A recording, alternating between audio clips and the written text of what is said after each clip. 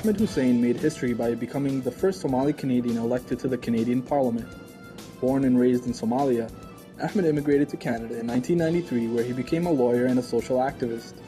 Even as recently as 2 years ago, if you asked, "Would you ever become an MP in Canada?" I would say impossible, said Mr. Hussen. It speaks well of Canadians that they're willing to vote for a person based on his views and his platform, not where they come from, added Mr. Hussen. Newly elected Prime Minister Justin Trudeau unveiled his cabinet of fewer than 30 MPs as he was sworn in as Canada's 23rd Prime Minister. Trudeau is expected to move quickly to reopen Parliament in a bid to kickstart his majority Liberal government.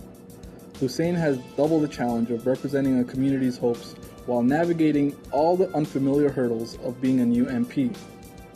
As Canada's first Somali-born Member of Parliament, Ahmed says he'll heed his mother's advice, which was, "Don't forget who you are, and don't forget where you come from."